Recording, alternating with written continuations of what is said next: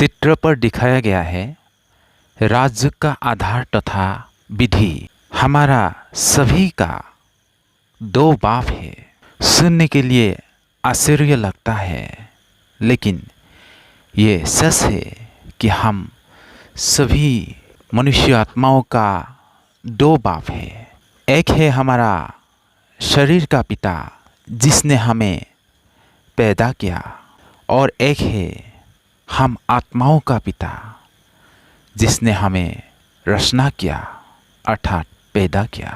जैसे कि चित्र पर दिखा रहा है, एक आदमी ने एक तरफ आत्मा आत्मिक पिता परमपिता परमात्मा को दिखा रहा है, और इधर में एक बच्चे और एक बाप बैठा हुआ है। एक बच्चे का जब कुछ भी परिस्थितियाँ आता है तब वो बच्चे ने अपने लौकिक पिता को अर्थात अपने पिता को ही बुलाएगा। अपना पिता ने उस बच्चे का जो कोई भी इच्छा है, जो कोई भी समस्या है, वो समाधान कर देता है। पिता और बच्चे का आपस में बहुत गहरा रिश्ता होता है। जब बच्चे का कोई भी दुख हो तब अपने पिता को ही याद करता है।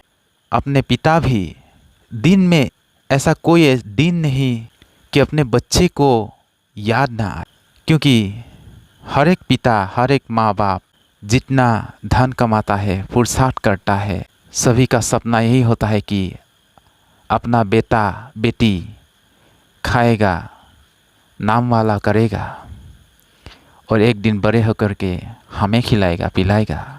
जब एक बच्चे का दुख होता है तब अपने लौकिक पिता को कहता है कि पिताजी मेरा ये दुख हो रहा है, ये हो रहा है, ये परिस्थितियाँ आ रहा है। जब पिता नहीं सुनता है तब वो क्या करता है, तब वो भगवान को याद करता है। हे मेरा भगवान पिता, हे मेरा ईश्वर, हे गॉड, हे अल्लाह, हे प्रभु। क्योंकि ऐसा परिस्थितियाँ हमारी ज़िंदगी में आता है कि हम सभी परिस्थितियों को हमारे पिता जो शरीर का पिता है वो समाधान नहीं कर सकता है। तब हम अपना भगवान रूपी पिता को ही याद करता हूँ कि हे भगवान, मुझे इस दुख से छुड़ाओ, इस परिस्थिति से छुड़ाओ। वो तो ठहरा शरीर का पिता। शरीर की बच्चे ने शरीर रूपी पिता को याद किया।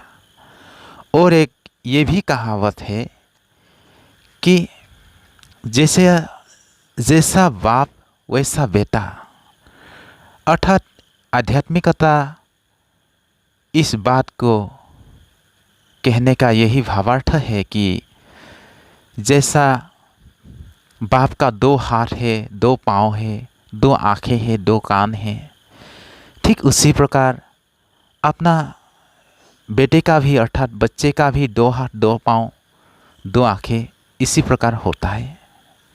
कभी ऐसा नहीं होता है कि बाप का 3 हाथ है और बेटे का 2 हाथ, ऐसा नहीं होता है। क्योंकि बाप का 2 हाथ है इसीलिए बेटे का भी 2 हाथ है, बाप का 2 पाँव है इसीलिए बेटे का भी 2 पाँव है। इसी प्रकार हमारे आत्मा पिता परमात्मा का भी स्वरूप, जैसे हम निराकार ज्योति बिंदु स्वरूप आत्मा होता हूँ, एक लाइट की तरह अशरीर बिंदु रूप हमारा स्वरूप वैसा है, क्योंकि हम आत्मा हैं और हमारे अति प्रिय भगवान अल्लाह, खुदा, गॉड, प्रभु, ईश्वर, उसका भी स्वरूप एक लाइट की तरह ही है, एक स्टार की तरह, एक सितारा की जैसा। क्योंकि आत्मा का रूप है निराकार बिंदु, हमारा शरीर का तो एक रूप है, हाथ पाँव। अब बात ये आता है, हम आत्माएं हमारे पिता परमात्मा को कैसे याद करें। याद करने के लिए जैसे बच्चे ने अपने बाप को कोई भी परिस्थिति हो तुरंत याद कर लेता है और दौड़ के उसके पास चला जाता है कि पिताजी वो मुझे मारने आ रहा है, वो पागल कुत्ता मुझे काटने आ रहा है।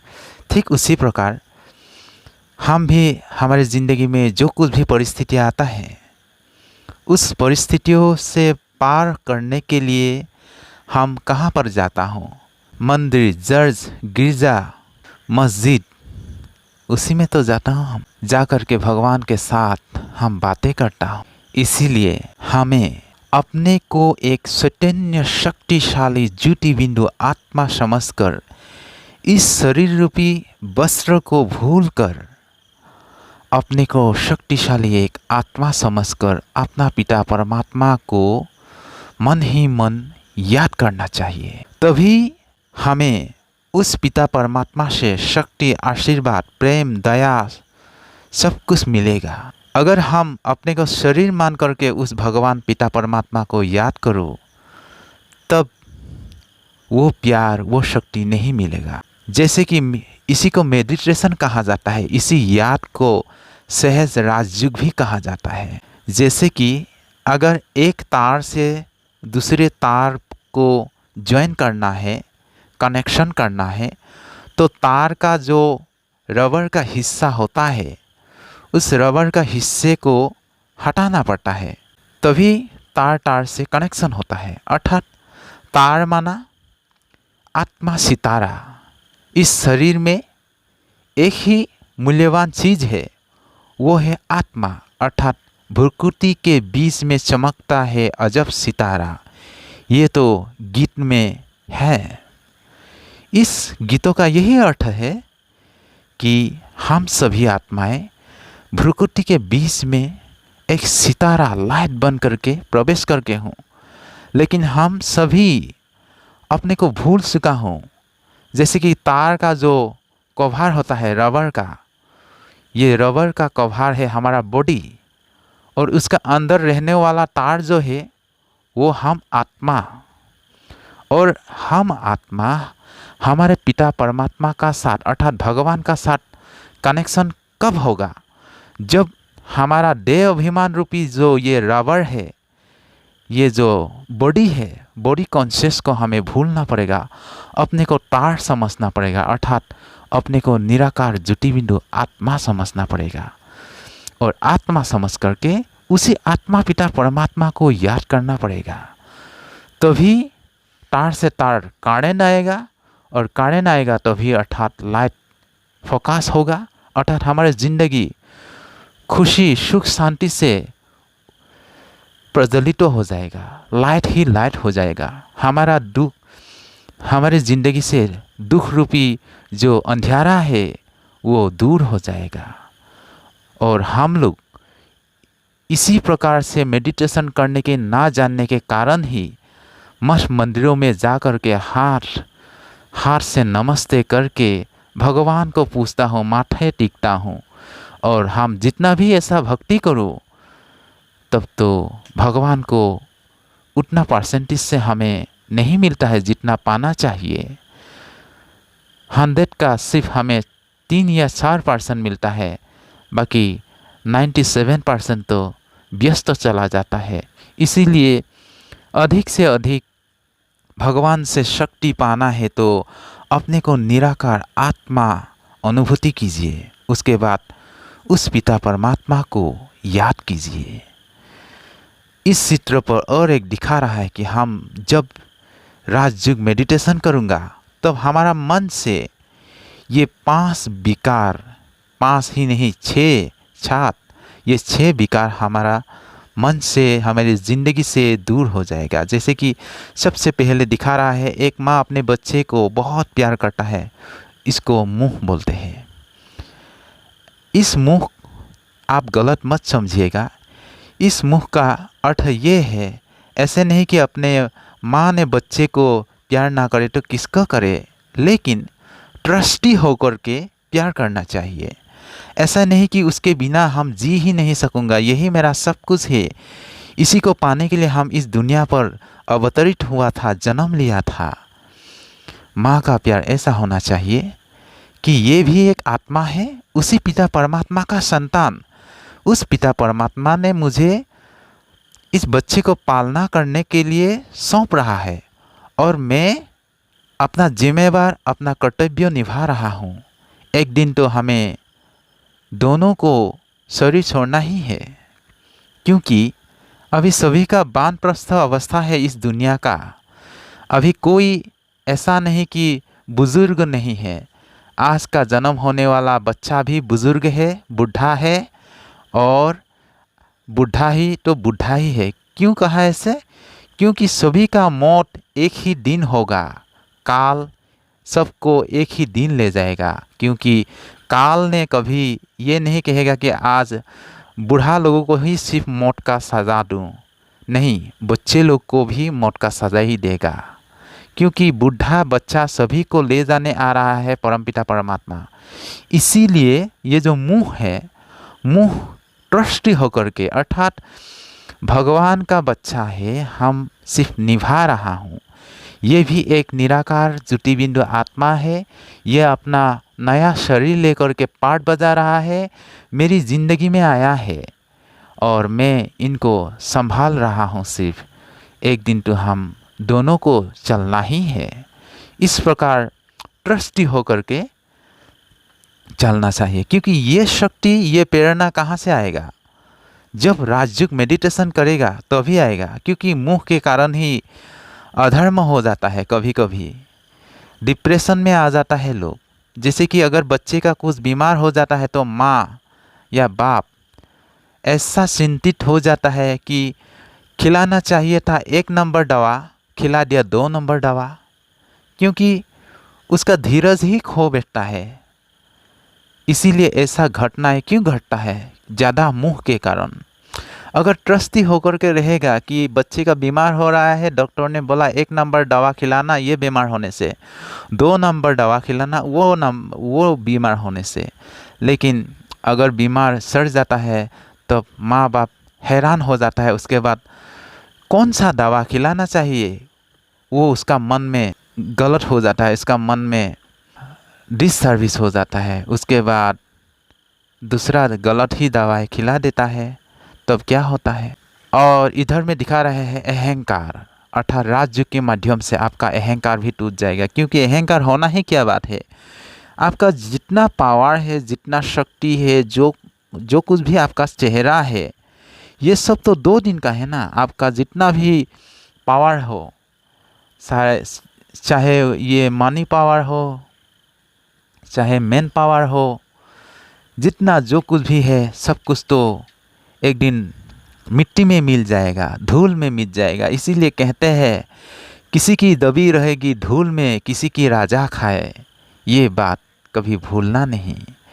ये अहंकार, पोस्ट, पोजीशन, ये आपका सुंदरता का चेहरा, ये जो आपका बॉडी कॉन्शियस कि मैं इतना सुंदर हूँ, इतना शीतल हूँ, ये सब कुछ एक दिन मिट्टी में मिल जाएगा।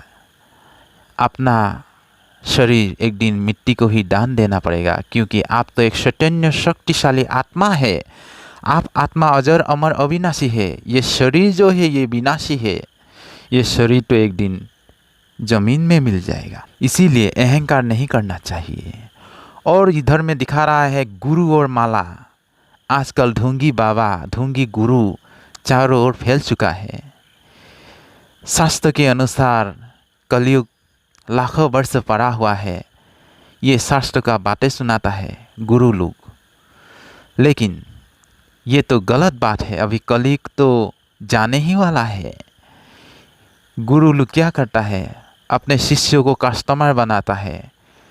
दिन में राम राम राम की माला जपते हैं और रात में काम की वासना में मस्त रहता है। इसीलिए गुरु ने तो आपको धकेल कर अंधेरिया के रास्ते पर ही डाल देगा। इसीलिए आप अपने को आत्मा समझ स्वयं पिता परमात्मा का साथ याद कीजिए। क्यों गुरु गुसाई के सामने जाना चाहिए? कोई ज़रूरत नहीं, क्योंकि आप स्वयं भगवान को याद कर रहे हैं। वही आपका गुरु, वही आपका पिता, वही आपका शिक्षक भी है। ऐसा नहीं कि आप अपने लौकिक पिता को भूल जाओ, लात मारो। हम ये कहना नहीं चाहता हूँ, लेकिन आप एक स्वयं अनुभव कीजिए कि मैं एक चैतन्य आत्मा हूँ और हमारे आत्मा पिता परमात्मा भी एक लाइट है, क्योंकि हमारे पिता परमपिता परमात्मा हमें बहुत प्यार करता है। उसी ने हमें इस दुनिया पर भेज रहा था और आपका लौकिक पिता को भी उसी ने भेज रहा था। तो फिर आपका लौकिक पिता का भी पिता है वो, आपका खुद का भी पिता है वो। इस दुनिया में जितना भी आत्मा है सभी का पिता है वो, वही तो भगवान है। और भगवान एक लाइट है, उसके बारे में हम आगे चित्रों में वर्णन करके रखा हूँ। सर्वधर्म आत्माओं का पिता 3 नंबर क्लास को आप लोग मत भूलिएगा। और जैसे कि 4 नंबर चित्र पर भी परमात्मा का परिचय दिया गया है, वो भी सुनने और देखने ना भूलिएगा। और इधर में दिखा रहा है काम वासना।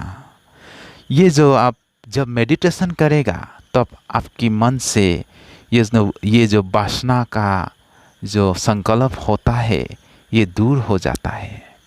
क्योंकि जैसे कि हम सभी जब अपने को शरीर मानता हूँ तो शरीर को ही देखता हूँ, जब अपने को आत्मा मानेंगे तो आप आत्मा का ही नज़र आएगा।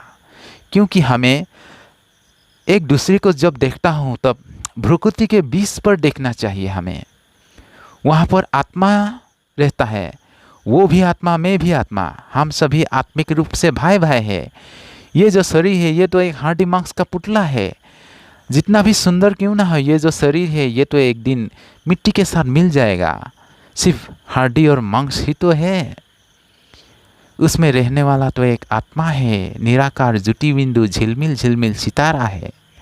इस प्रकार आप राजयोग के माध्यम से ये शक्ति आपको प्राप्त होगा, तब आपके मन से काम वासना दूर हो जाएगा।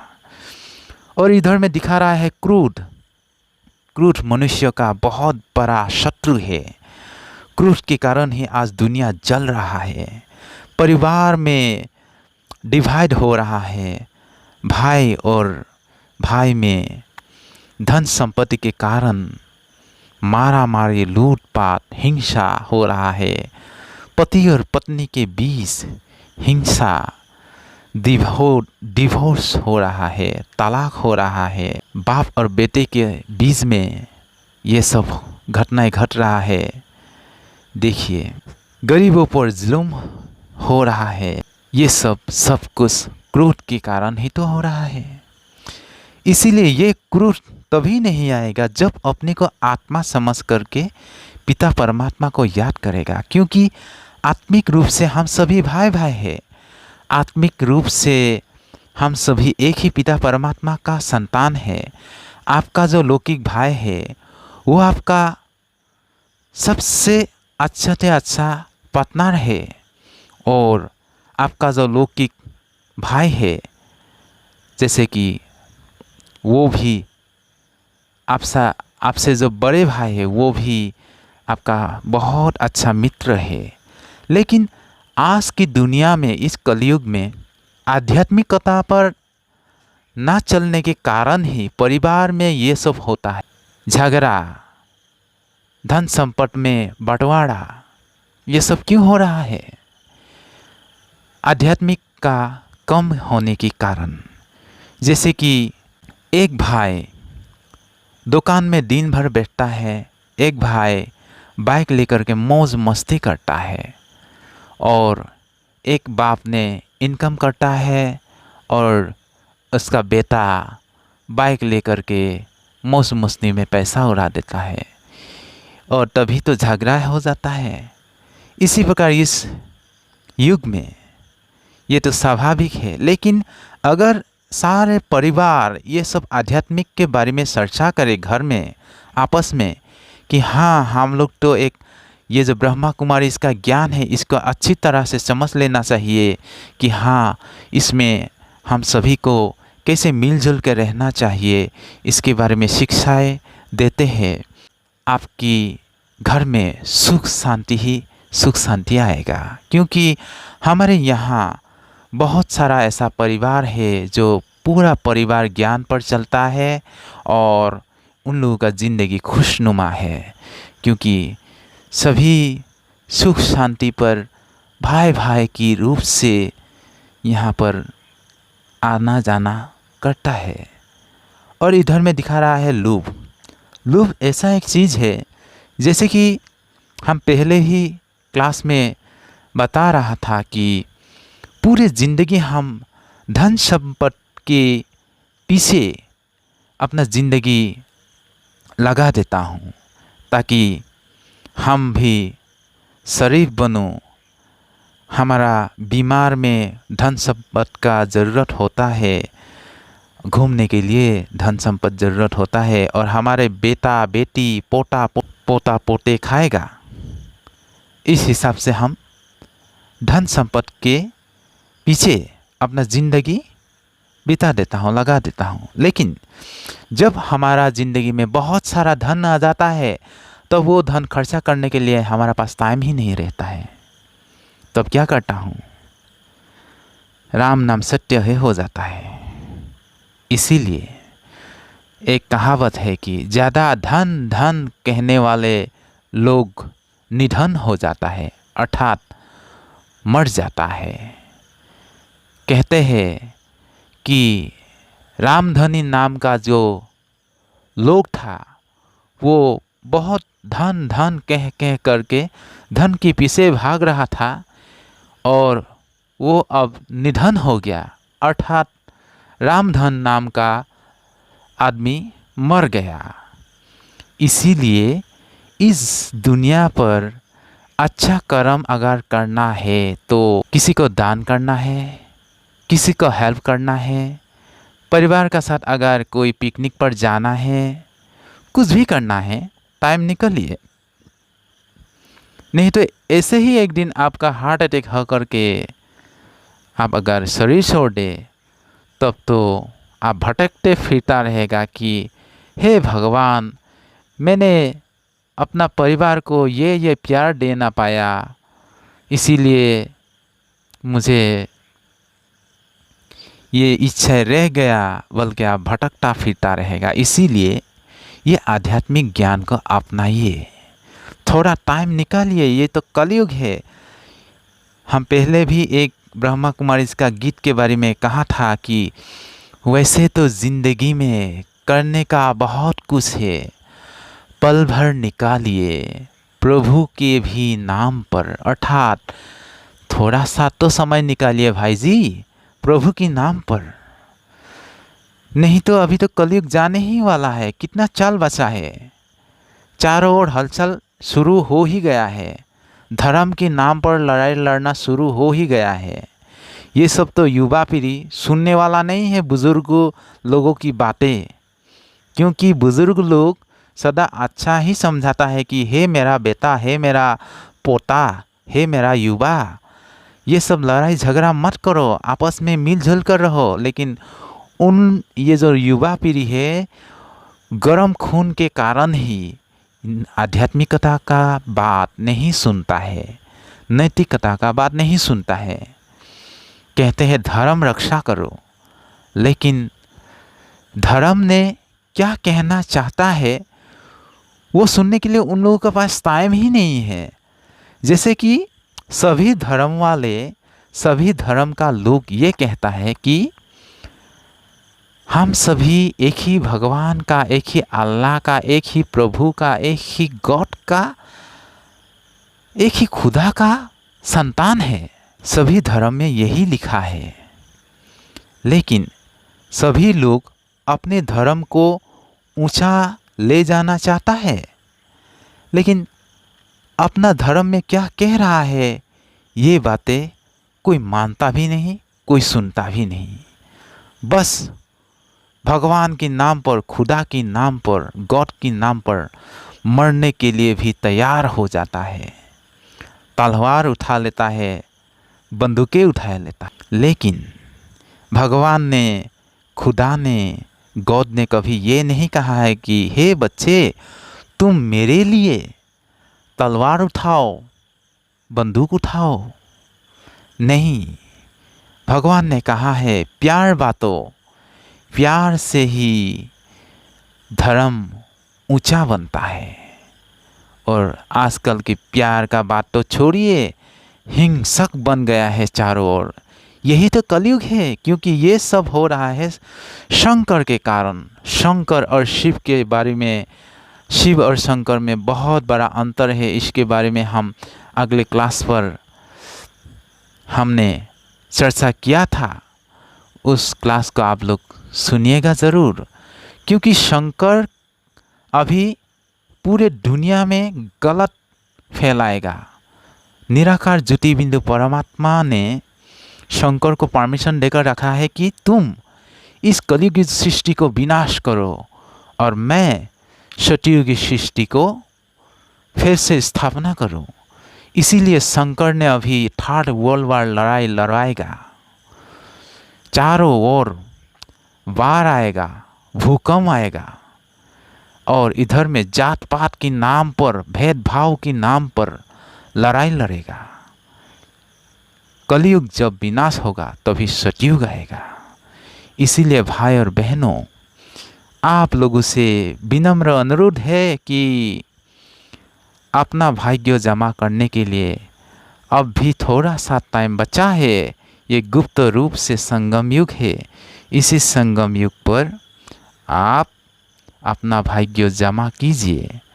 इधर में और एक बात कहने के लिए भूल गया कि ये राजयुग कैसे करना चाहिए कि देह सहित देह के सर्व संबंधों को भूल आत्मा स्वरूप में स्थित होकर के बुद्धि में ज्योति बिंदु परमात्मा शिव की स्नेह युक्त तो स्मृति रखना ही वास्तविक युग है।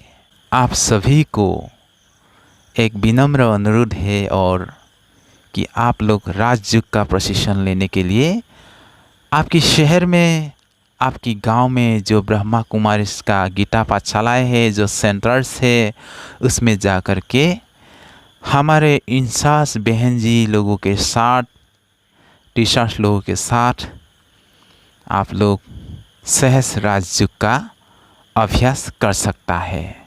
और अगले चित्रों में हम जानेंगे कि राजयुग का आधार विधि एवं प्राप्ति के बारे में हम चर्चा करेंगे। ओम शांति।